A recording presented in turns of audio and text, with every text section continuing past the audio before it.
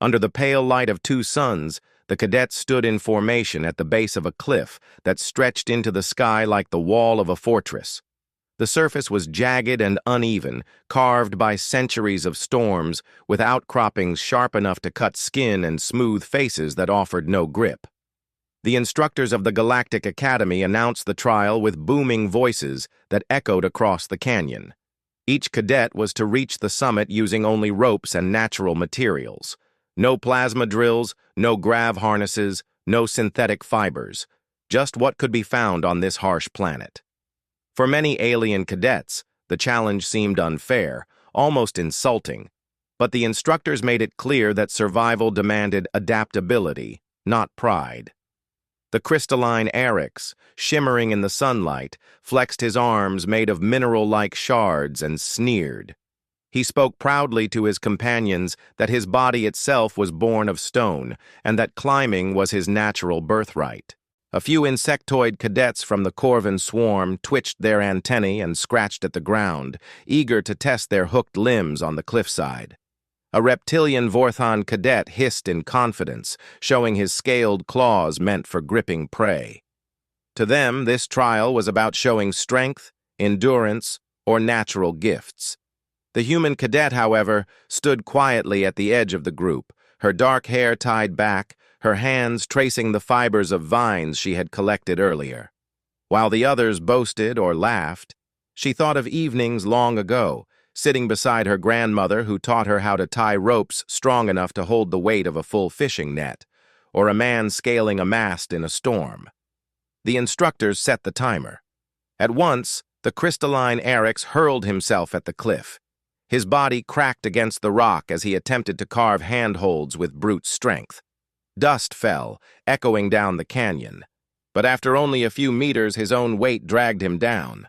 He fell heavily, shards breaking from his arms, his pride more wounded than his body. The Corvin swarmlings tried next. With rapid scuttling movements, the three brothers launched themselves upward, their hooked legs clattering against stone. At first, it seemed they might succeed, but the brittle outer layer of the cliff gave way beneath their weight. One after another, they tumbled back down, antennae snapping, mandibles chittering in frustration. The reptilian Vorthon cadet snarled and wrapped a rope of twisted bark around his torso, clawing upward with determination. He climbed faster than the others, his claws digging furrows, but the rope slipped when tied. His knot unraveled halfway up the face, sending him plummeting into the dust with a guttural roar. Each failure added to the chorus of alien voices mocking the challenge. Some muttered that the cliff was impossible. Others spat in disgust at the uselessness of primitive vines and bark. The human watched all of this in silence. She knelt at the base of the wall, testing the vine she had chosen. The fibers were rough against her skin, but strong. She braided them slowly, carefully, just as her grandmother had taught her to braid ropes on the shores of her home world. Her hands moved with practiced precision, forming a simple loop that could take weight, then another, each reinforced by a knot designed not to slip under tension. While the aliens dismissed knots as primitive, she knew each one had a purpose. Some to bind tightly, some to bear weight, some to catch when others failed. She tied them as if hearing her grandmother's voice whispering instructions through time. When she rose, the other cadets laughed. The crystalline Eryx called her fragile rope childish. The Corvin brothers chittered that no primitive knot could hold the weight of a climber. Even the reptilian cadet, still brushing dust from his scales, hissed mockery at her choice of method. She did not answer. She placed her hands on the rock, secured her rope to a jutting stone with a fisherman's knot, and began her ascent. Every step upward was deliberate. She looped the vine around her waist, tied a stopper knot at intervals, and used each loop as a foothold. Where others relied on force or instinct, she relied on patience and memory. The cliff tested her at every meter. The wind howled across the stone face, pulling at her hair, filling her ears with the sound of rushing air. Dust crumbled under her fingers, but each time the vines caught her, the knots holding firm. Her muscles strained, her breath came harder, yet her resolve never wavered. Below, the alien cadets watched with growing disbelief. The crystalline Eryx muttered angrily that the rope would snap. The insectoid brothers clicked in anxious rhythm, certain she would fall. The reptilian cadet crossed his arms, waiting for the moment of failure. Yet the knots did not slip. The rope did not break. Each motion upward was slow, but every knot she had tied carried her closer to the summit. The suns moved across the sky as the human climbed. Sweat ran down her forehead, her arms trembled with effort, but she continued. She thought of her grandmother's hands, wrinkled yet steady, showing her how to tie ropes that had to withstand storms on the open sea. Those knots, born of tradition and survival, now held against alien stone and gravity.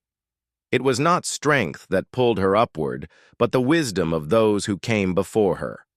At last, she reached an outcropping near the top, secured her rope with one final knot, and hauled herself over the edge. She stood on the summit, chest rising and falling with exhaustion, hair plastered to her face, but victorious. From below, silence stretched across the canyon. The aliens stared in disbelief at the lone figure standing above them.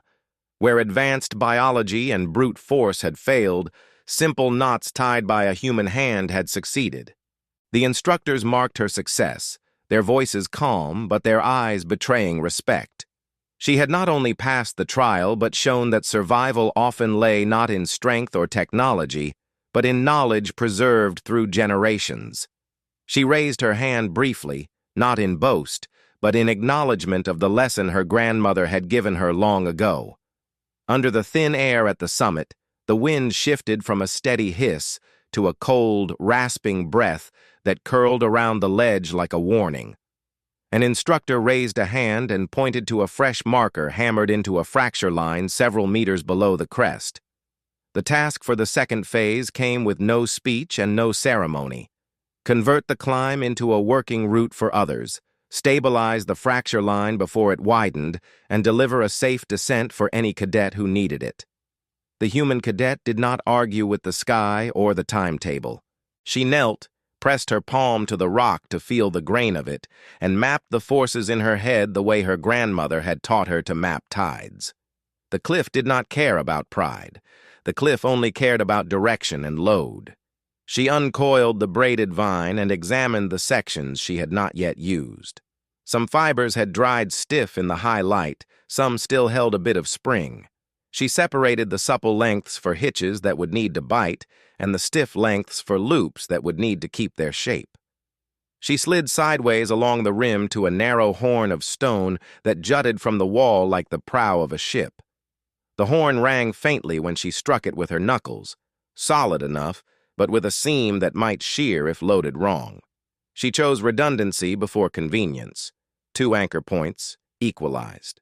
She circled the horn with a wrap that could grip under tension, then threaded a second line to a buried chalkstone farther back, a squat wedge of rock that had survived countless freeze-thaw cycles. She kept each strand independent, so a failure in one would not drag the other to ruin.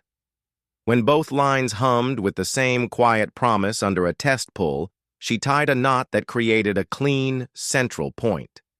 Her grandmother's voice lived in her fingers. Balance the pull, share the work, never trust a single answer. A shout carried up from below, sharp and frantic. One of the Corvin brothers had pressed his luck on a slanted shelf and slipped. He dangled from a half-torn loop that cut into his carapace along the ridge of his abdomen. The insectoid cadet flailed for a foothold, claws skittering and missing. Eryx, brilliant as a broken mirror in the sun, planted himself at the base and held his arms out as if he could catch a falling boulder. The Vorthon cadet scanned the wall, searching for a path that did not exist. None of that would lower the brother to safety. The human cadet clipped a fresh loop into the master point and built a friction hitch from a short spare cord of vine, a bar of living bark set to slide when guided and lock when weighted. She fed the main line through the belay and risked a glance over the edge to find the correct target. The dangling Corvin brother thrashed, but his movements slowed when the line brushed the ridge above his head. She called his name once, calm, sure, not loud, then lowered the line just enough to hit his grasping claw.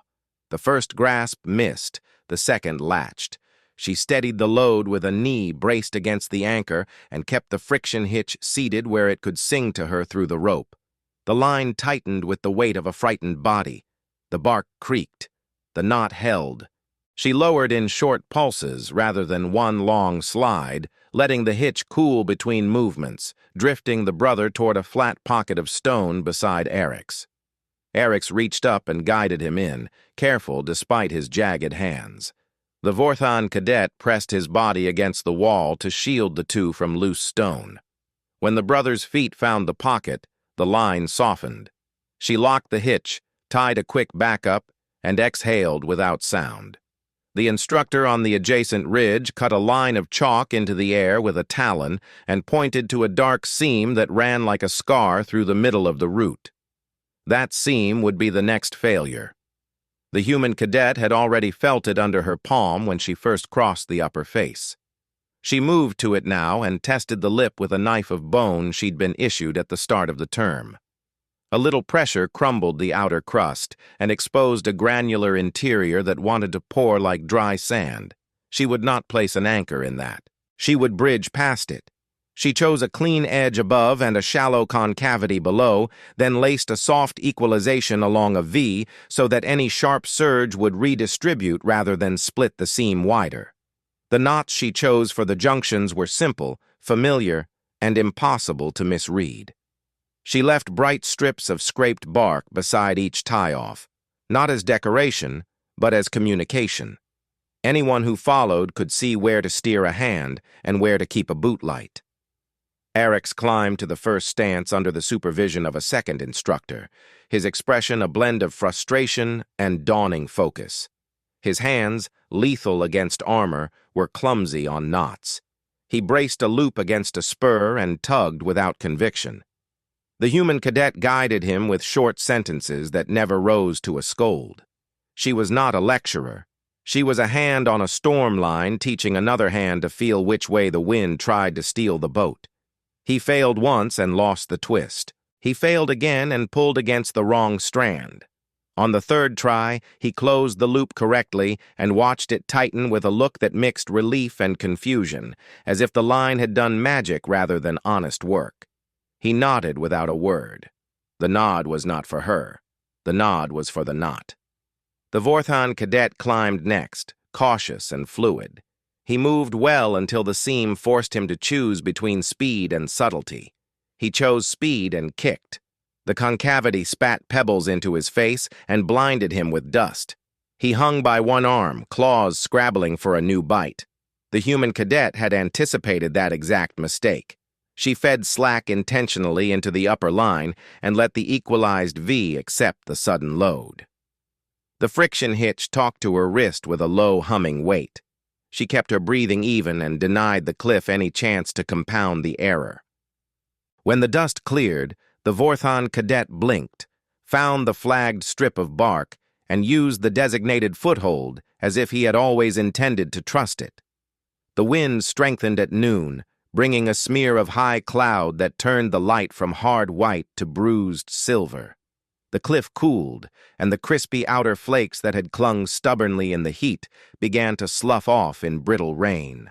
She adjusted the lengths of her anchor legs by the width of 2 fingers and retied the central point to account for the new angle of pull. She did not admire the neatness. She tested each move by feel. Her grandmother had taught her to tie a knot with eyes closed and then to test it with a tug that spoke clearly into the palm. A knot that could not be read by hand did not belong on a living line. When everything spoke the same language, steady, centered, quiet, she invited the next cadet onto the route with a gesture. One of the remaining Corvin brothers approached the base and hesitated. His earlier fall had left a jagged crack along the edge of his forearm. He was brave enough to continue, but his movements had the chaos of a mind negotiating fear. She tossed a waist loop down, a simple rescue seat formed from a long bite and a locking turn.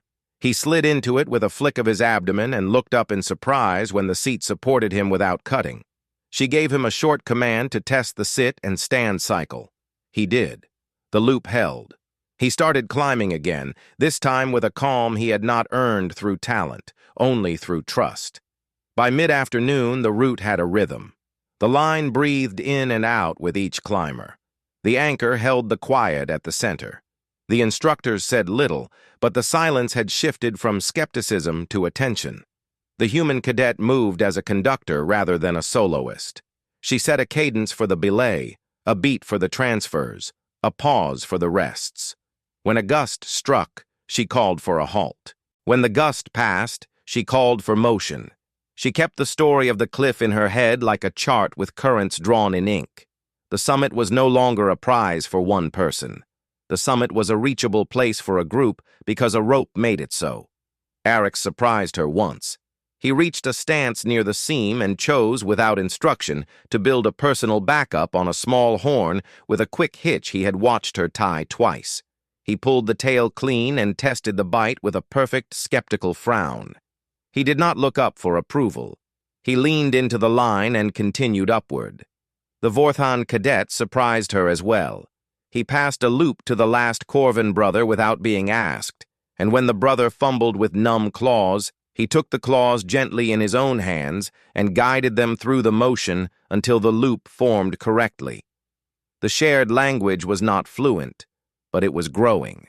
A low rumble, more felt than heard, crawled through the wall as the sun slid toward the ridge. Somewhere behind the face, thermal stress announced itself with the patience of geology. The human cadet set the final safeguard for the descent, a contingency anchor that bypassed the horn entirely. She built it around the hidden chockstone with a wrap that tightened under load and a release that could be controlled by a single hand. If the horn failed in the evening cold, the root would not die with it. She knotted the release tail into a stopper that could not wander. She tucked the tail where no stray boot could kick it free. When the last cadet topped out, the ledge felt different under a group than it had under one set of boots. The wind flattened hair and brushed antennae and rattled scales. No one cheered. The quiet at altitude did not invite noise. An instructor stepped onto the rim and inspected the master point, the distribution, the backups, and the communication marks. He said nothing for a long moment, then drew a line in his slate. The mark would live in a file. The lesson would live in hands. The human cadet coiled the unused lengths into tidy rings and hung them where the next team could grab them without tangling. She did not keep a trophy. She left a system that made success reproducible. Eric stood with her for a breath and watched the vine loops sway. He spoke finally, his voice rough with humility he had not used in years. He asked for the name of the knot that had saved the Corvin brother's life. She gave him the name her grandmother had used for it, a coastal term born from nets and storms. He tried the word, failed to shape a vowel around crystalline teeth, and laughed once without mockery. He asked her to show him again. She did, slow enough for memory to set. As dusk bled into the canyon, the instructors set the next assignment without melodrama. The trial would move to the river gorge at dawn. The crossing would be long, no harnesses, no artificial floats. The human cadet listened, felt the cooling stone under her palm, and pictured the river's pull as another kind of load to be balanced and shared. Knots that had held to cliffs would need to hold to water. Lines that sang in wind would need to hum through currents. She thought of her grandmother mending a torn net while the tide raced in, fingers steady, mind already 4 moves ahead. She rose, checked the last tie off, and began the descent on her own line, hand under hand, quiet as a lesson that did not need to advertise itself to prove that it worked. The night on the ridge was colder than the cadets had expected, and when dawn broke, mist rose from the canyon floor in twisting columns that curled around jagged stone. The instructors pointed toward the gorge below, where a wide river cut through the rock like a scar. The new trial was simple in its cruelty. Reach the opposite bank without artificial support, no crafted floats, no powered harnesses, no technology. The current was not only strong but deceptive, slow at the surface and violent beneath. The sound of rushing water echoed against the cliffs, carrying the promise of failure to anyone who misjudged its pull. The cadets stood in silence, weighing pride against survival. Some clenched fists, some flexed claws, but none made the first move. The human cadet adjusted the coil of vine rope over her shoulder and studied the river with eyes that searched for rhythm instead of obstacles. She crouched at the edge, picked up a smooth stone, and tossed it into the current. The stone skipped once, then vanished. She counted the seconds before it re-emerged downstream, noting how far the current had dragged it. The water did not move in a single direction. It twisted in layers, pulling one way near the surface, another way beneath. Her grandmother's words came back like the tide itself. Do not fight the sea, listen to it, learn where it wants to go, and then let it carry you where you need. The crystalline cadet Erix growled, his jagged body bristling as he stepped closer to the bank. He announced that he would endure the current head-on, his weight an anchor no water could drag. He leapt in with a thunderous splash, shards scattering light as he struck the surface. For a moment it seemed he might succeed. His arms churned, his broad chest cut through the current, but within heartbeats the river revealed its power. The undertow seized his legs, spun him sideways, and dragged him into a spiral of foam. He thrashed with strength enough to shatter steel, but the water mocked him, pulling him deeper, turning his strength against him. Instructors moved along the bank, ready to intervene, but the human cadet had already anchored her rope to a tree root and tied a bowline that would not slip under tension. She cast the line downstream with the precision of one who had once thrown nets on windy coasts. Erix, half submerged and furious, caught it with his fractured hand. She leaned back, body low, legs braced against the earth, letting the rope and knot take the strain rather than her arms. The line hummed with the weight, but the bowline held as it always had. Inch by inch, she guided him to the shallows. He stumbled ashore, silent this time, crystalline edges dulled by exhaustion. Pride chipped sharper than his body. The insectoid Corvin brothers approached next. The one whose claw still bore a crack from the cliff climb twitched his antenna nervously, but tried to hide it with bravado. He declared that his natural limbs were made for grasping and that the river would give him no challenge. His brothers echoed his confidence, but none studied the flow with care. They tied crude loops around their waists, not knots, but tangles, and leapt together into the water. Their legs churned like oars, their claws stabbed at currents, yet the river punished their arrogance. The first brother spun sideways when his tangle slipped loose, sending him into the eddy. The second was dragged under, his mandibles clattering against rocks, his body twisting in panic. The third fought to reach him, but his grip faltered against the slick carapace. From the bank, the Vorthon cadet shouted instructions that dissolved in the roar of the water. The human cadet was already moving. She pulled another coil from her shoulder and tied a fisherman's bend to join it with the first rope, extending her reach.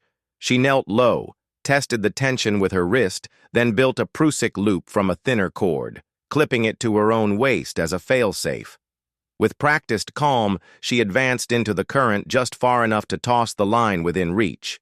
Her aim was true. The nearest brother caught it, antenna whipping as he clung with desperate strength. She braced herself, the Prusik hitch gripping when the pull threatened to drag her in. She leaned her full weight backward, trusting the knots, guiding the brother toward a gravel bar midstream. Once stable, he used his claws to catch the second brother, who was still floundering. Together, they clung until she fed them enough line to pull them safely in. The third, exhausted, drifted toward the gravel as well. All three emerged alive, though battered, their earlier confidence replaced by quiet stares directed at her knots. The Vorthon cadet, silent until now, studied the river with more caution. He was heavier than most, but unlike Erix, he had seen enough failure to learn. He approached her and gestured toward the rope. His eyes, narrow and cold, carried no mockery this time, only recognition that his survival depended on knowledge outside his instincts. She nodded once and handed him the rope. She demonstrated quickly, tying a figure-8 follow-through and placing it around his torso. She tugged it twice to show its security, then pressed the knot into his scaled chest until he repeated the motion himself.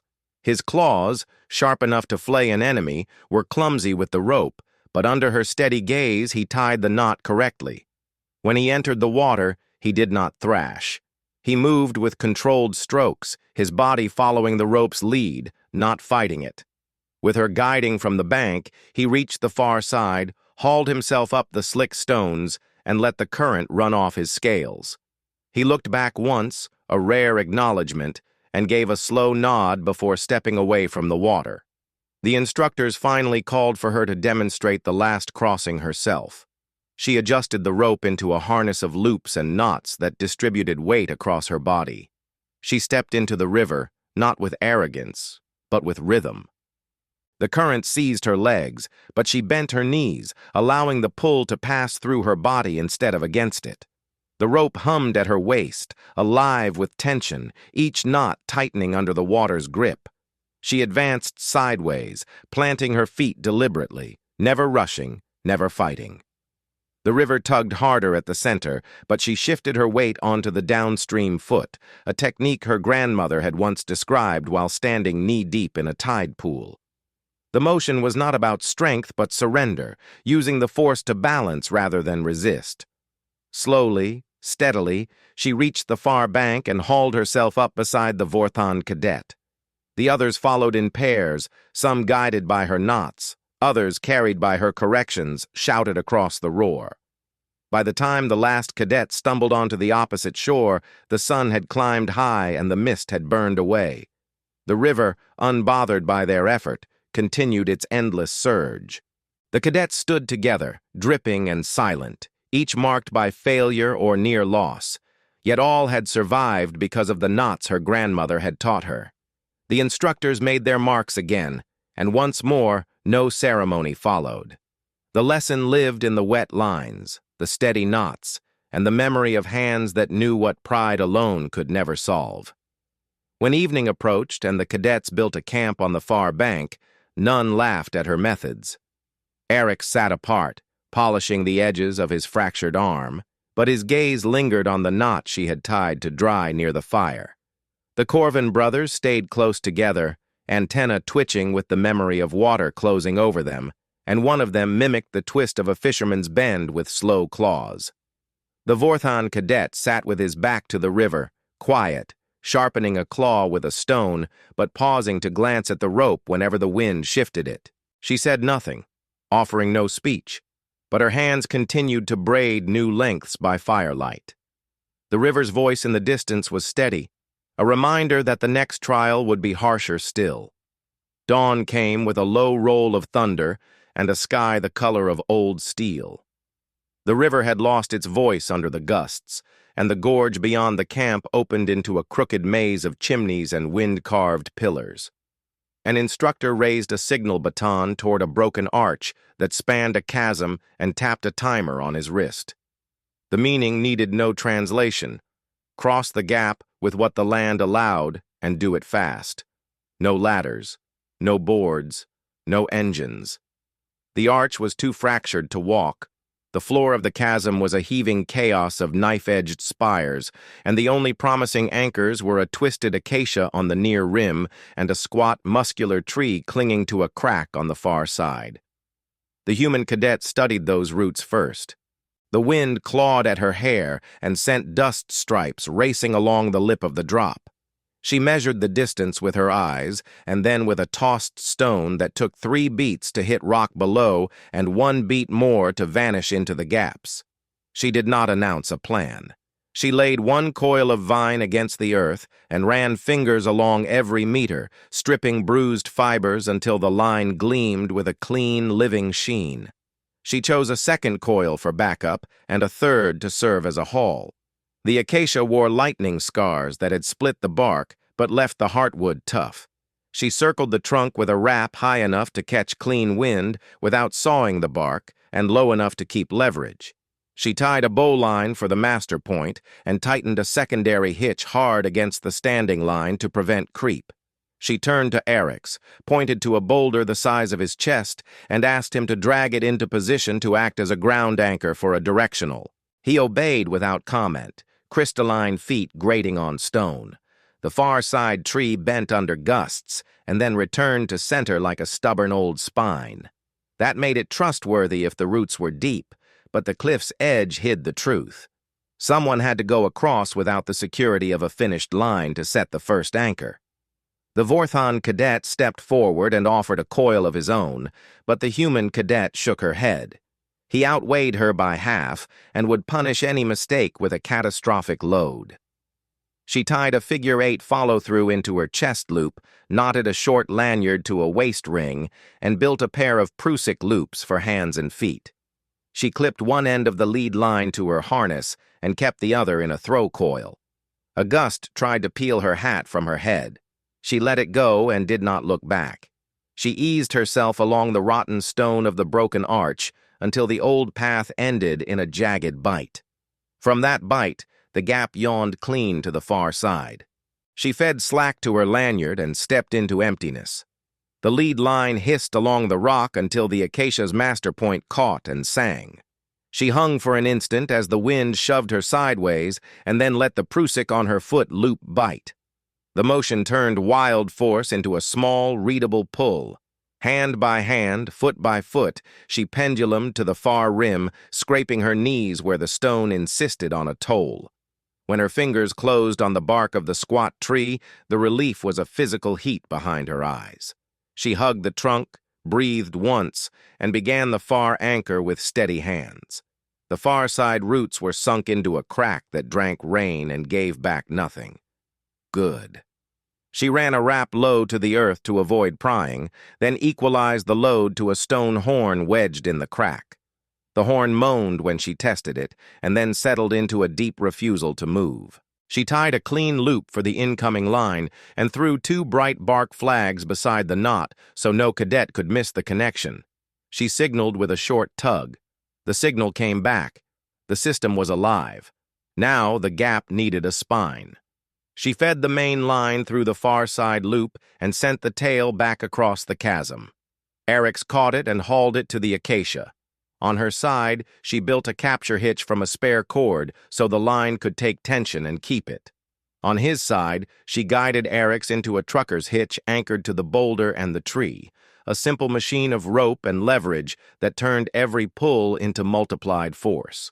He leaned back with the kind of strength that had betrayed him in the river, but this time the line welcomed it and rose, straightening from a sag to a taut catenary that sliced the air in a bright curve.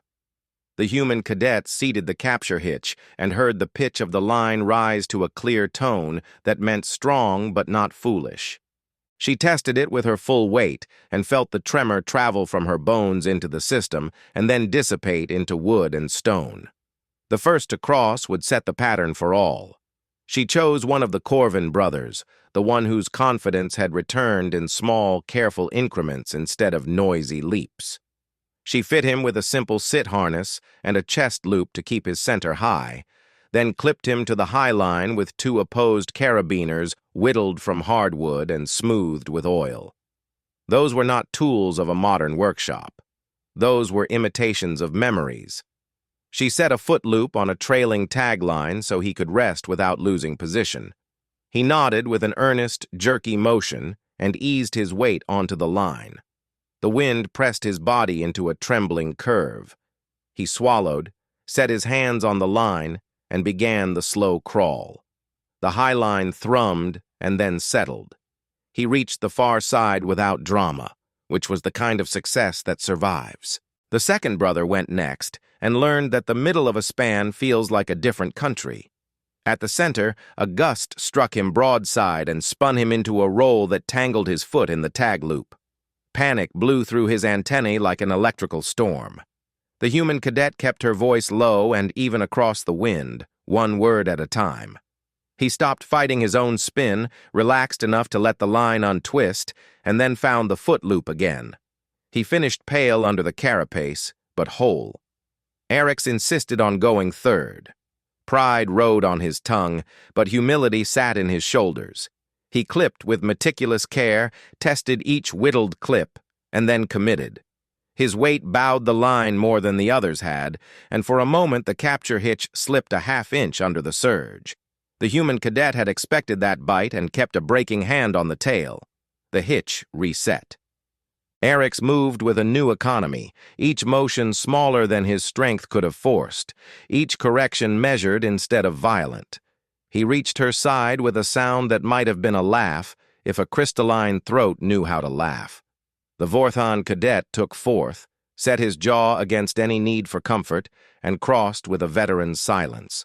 On the near rim, more cadets queued with eyes fixed on the line rather than the drop. The system worked. That was when the tree betrayed them. It did not snap. It whispered. A groan rose from the root ball, not sharp, but old and patient, the sort of sound wood makes when it remembers storms. The human cadet felt the change in the line before she heard the sound. The tone dropped a fraction. The far side loop shivered. She looked down and saw a seam open along the upstream side of the root. The tension had begun to pry the tree out of its pocket. Not now. Not with the heaviest bodies still waiting on the far rim. She untied her backup without haste and threw it around a waist-high boulder lodged like a sleeper in the crack. The boulder would not move without taking the cliff with it. She tied a load-sharing hitch between tree and stone so the tree would no longer fight alone. The pitch of the line rose back to honesty. An instructor on the far rim lifted 2 fingers. Time. She signaled acknowledgement and waved the next cadet on.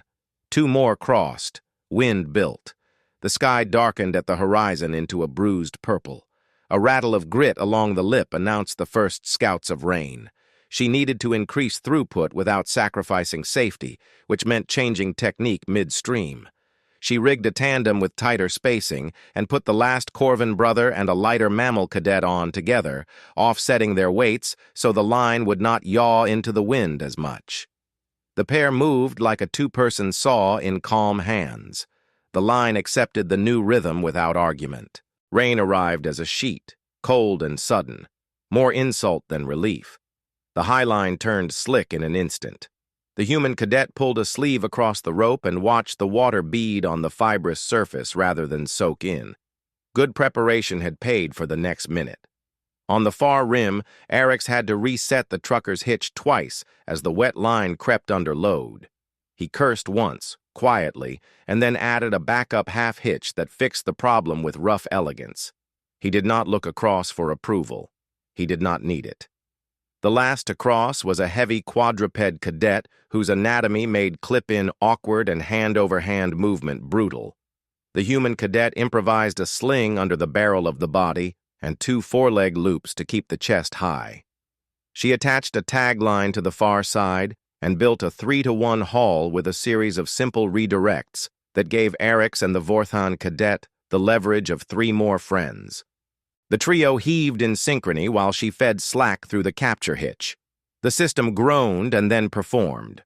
The quadruped slid along the high line, legs bicycling uselessly, eyes rolling in panic, until the far rim reached up with stone and ended the humiliation. The cadet collapsed with a soft grunt and then rose, shaky but intact. The wind fell as quickly as it had risen, leaving the world in a ringing quiet that made the rush of blood in ears sound like a distant surf. The human cadet walked the span once more with a safety lanyard to inspect every junction, while the others coiled ropes and stacked them in clean figure 8s to prevent snarls. She palmed each knot and listened with her skin for unsettling stories. None spoke. She bled tension from the high line in increments rather than one surrender, honoring the wood with a gentle release. When the line sagged into harmlessness, she untied the far side and left a loop and a note marked in scraped bark for the next team that would face the gorge. On the near rim, the instructor who had set the timer made a single mark and then surprised no one by erasing the time limit from the slate. The crossing stood complete and clean. No speech followed. The wind had set enough. Eric stepped close, held up the backup hitch he had used, and asked for the correct name. She gave it. He tried the word and nodded. The Vorthon cadet did not speak. He touched 2 fingers to the line and then to his chest and moved on. By late afternoon, the group had reached a basalt shelf that offered shelter from the returning rain. The human cadet sat with her back against the stone and rewove damaged sections of vine into new life. Her hands kept the rhythm her grandmother had taught her: wrap, dress, set, test, while her mind moved forward to the next trial. The instructors had not announced it, but the land rarely surprised someone who listened. The scent of wet iron drifted in from the plain beyond the gorge. Lightning would come before nightfall. The next lesson would not be about span or flow. It would be about grounding and the difference between a line that guides and a line that kills when the sky decides to speak through it. She tightened a final knot, clipped it to a ring on her belt, and looked out over the path she had helped draw across emptiness. The chasm did not look smaller. It looked honest. The rain arrived in bruised sheets that pressed the horizon flat and turned the basalt shelf into a dark mirror. The scent of wet iron thickened until the air tasted metallic on the tongue. An instructor stood at the edge of the shelf and lifted a rod capped with a dull sphere. The gesture needed no translation. The next trial had nothing to do with distance or speed. The next trial would measure judgment when the sky decided to throw fire into the ground. The instructor planted the rod into a crack and walked away from it, silent as always. Lightning flickered beyond the gorge like a hand flexing before a strike. The human cadet rose without fanfare and studied the shelf with a surveyor's eye. A low swale collected runoff along the back wall. A spall of broken stone formed a waist-high berm along the front lip. A cluster of scrub twisted out of the rock to the left, its roots braided through fractures that ran deep. The place could be made safe, but only if the lines knew which work belonged to them and which work belonged to the earth. She called for Eric's with a 2-finger whistle and pointed to the heaviest stones scattered along the berm. He did not argue. He set his crystalline shoulders and rolled each boulder inward to weight the shelf where the wind could not toy with it. She uncoiled a fresh length of vine and dragged it through the wet grit until the fibers were slicked clean of dust. She tied a series of low, wide loops along the base of the scrub and connected those loops to stones rather than trunks. The knots were not meant to hold living bodies now. The knots were meant to enforce distance. She spoke in short sentences as she worked, the way a sailor speaks to a new hand when the squall is already visible on the water. No one stood under solitary high points. No one reached for shining metal. No one ran toward the tallest object out of reflex for shelter. The safest place on an open shelf was not near power. The safest place was beside it, close enough to predict the fall line, far enough to avoid its hunger. The Vorthon cadet listened with his jaw set and then moved to the right flank where a narrow crack laddered down into the stone like a stitched wound. He slid a hand into the crack and felt cold water coursing through a channel hidden under the surface. He grunted once and gestured. She joined him, pressed her palm to the crack, and nodded. Water would choose the path of least resistance. Lightning followed similar rules when it could. If she gave the charge an easy stare down and away, it would seldom bother to kick a new door open. She anchored a length of wet vine from the metal rod to the crack with a series of broad wraps set flat against the rock. No knots stood proud. Nothing made a loop where a hand could wander in panic. The system was not a trap. The system was a suggestion to the sky. Eric's dragged another stone into place at the crack's mouth. The human cadet lashed the stone to the rod with a loose cradle that would hold shape under wind, but sag and release if the rod took a direct hit. The weight would keep the rod honest in gusts and would not fight when the earth demanded motion. She spoke again, quieter now, and the Corvin brothers clustered near, antenna low, legs tucked in tight. She pressed 2 fingers to the wet vine, and then to the crack, and repeated the motion until they understood the meaning. This is where the fire wants to go. The first strike missed them by half a valley. It did not sound like thunder. It sounded like a sheet of tin ripped in two by a giant hand. The delay between light and sound was short enough to earn respect. The second strike hit the far wall of the gorge, ricocheted along a rib of stone, and splintered into a sheet of blue that hissed out in the rain. The third came fast and crooked, a side flash off a leaning pillar that did nothing but argue with the air.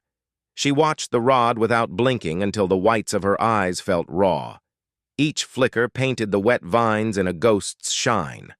The waiting was the most dangerous minute. Waiting turned smart hands into fidgeting hands. Eric's fidgeted. He kept touching the ground with a shard of his forearm, as if the earth could answer him. She took his wrist and turned his hand palm up. She closed his fist around a coil of dry cord she had kept tucked inside her jacket and shook her head once. He used the lesson properly. He pressed the dry cord between crystalline fingers instead of the ground and let the nervous current run into a harmless loop.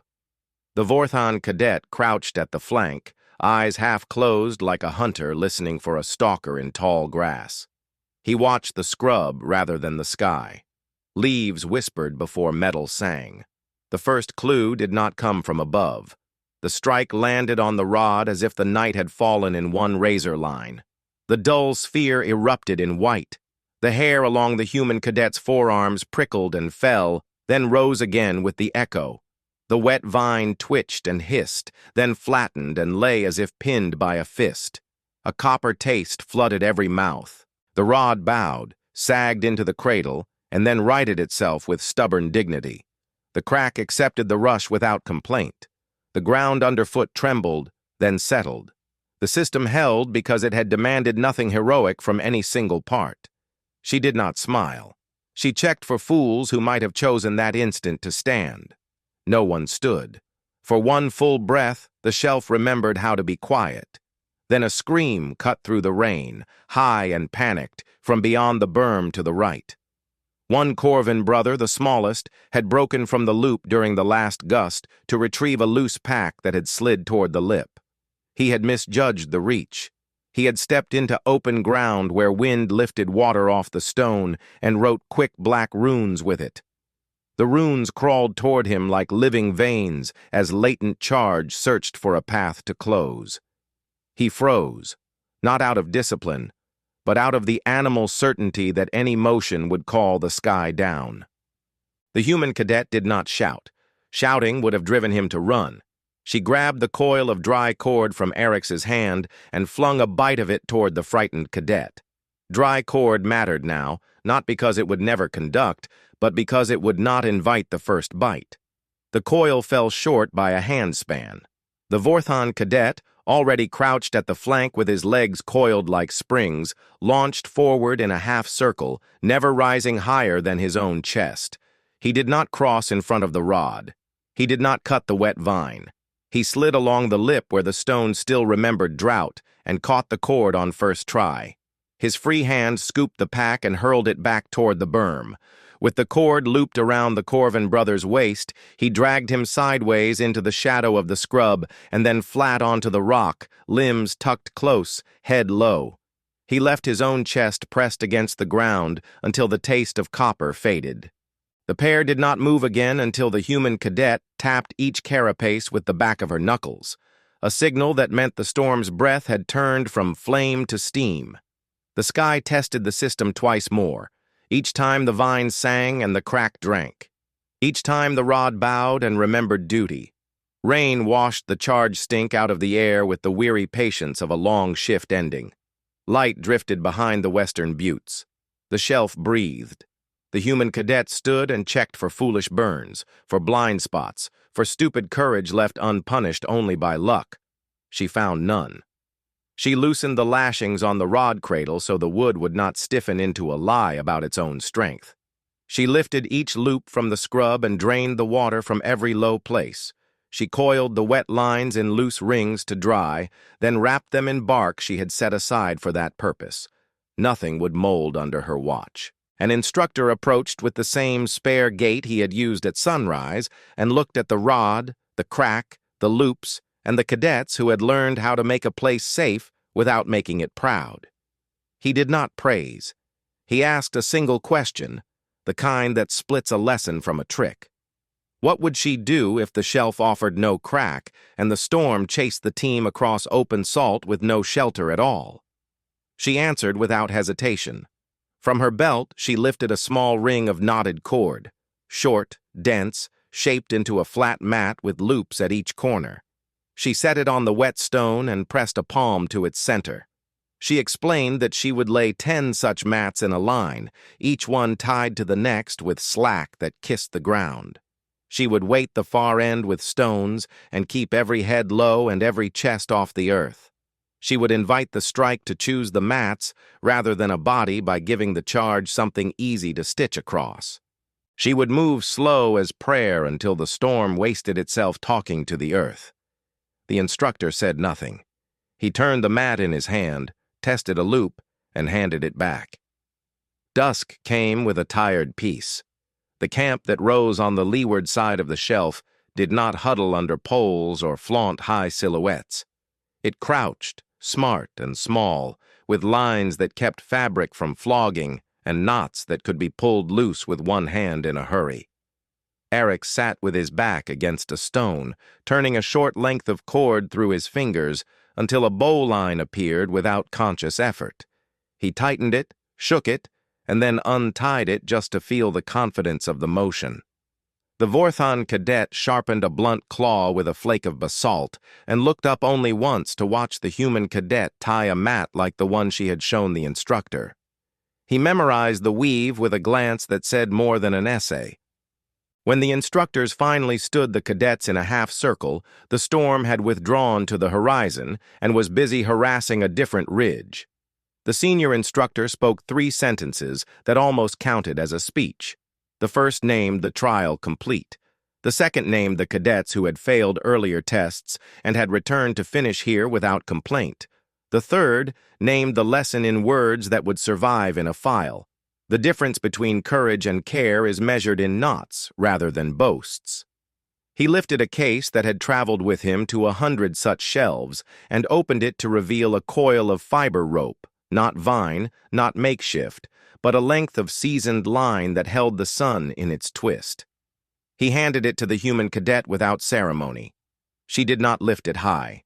She ran the line through her hands, feeling the weather in it, the salt it had once tasted, the work it remembered. She tied a loop the size of her fist and dressed it well, not because anyone watched, but because no knot deserved to be tied ugly. She handed the loop to Arix. He took it with a careful grip and did not pretend to know what to say. He tied his own. He passed it to the Vorthon cadet, who made no loop at all. He reeved the end through a ring at his belt, set a locking turn, and clipped the tail back where it could not wander. His mouth crooked as if a memory older than the academy had stirred. Night settled, soft rather than sullen. Steam rose from the shelf and carried the smell of rock cooled too fast. The human cadet sat with her back to the boulder that had helped anchor the day and pulled a small packet from inside her jacket. She unfolded it to reveal a square of old cloth printed with faded diagrams of knots. Some she had used, some she had not seen since childhood. She laid the cloth across her knees and traced one pattern with a forefinger. She whispered the names under her breath, not for show, not for magic, but for gratitude. Erix leaned closer and asked for the names again, and she repeated them aloud until his mouth could shape the syllables. The Vorthon cadet did not ask. He watched the cloth and then closed his eyes. His chest rose and fell like a bellows cooling. When the fire sank to coals, the instructor returned once more, alone, as if he were only a man with a long walk to share. He told her that the academy would archive her system with her name attached to it. Not because the system was unique, but because the record would save some future cadet from inventing wisdom in a storm that allowed no rehearsal. He asked if she wished to add a note. She considered the question and then shook her head. She said only that a note would not hold in a pocket when the wind lifted it. A knot would. He accepted the answer, tapped the rope coil with 2 fingers, and left without adding a lesson to a complete day. The shelf cooled to a dark quiet. The chasm behind the camp lay honest and still. The river groaned in its far bed as if arguing with a dream. The human cadet folded the cloth, tucked it away, and lay down with her rope as a pillow the way her grandmother had once taught her to do on a boat that moved even when sleep tried to stop the world. She closed her eyes with the day balanced in her chest. No tally of triumphs, no list of near mistakes, only the sense that a line, set true between two anchors, can carry more than a single body. Morning would bring new instructions and new land, but the lesson no storm could erase had already been tied into the hands around her. Knowledge traveled best as a loop passed from palm to palm. She had passed it on. The shelf, the rod, the vine, and the crack were silent witnesses. The trial ended not with applause, but with a camp that slept because the knots were good.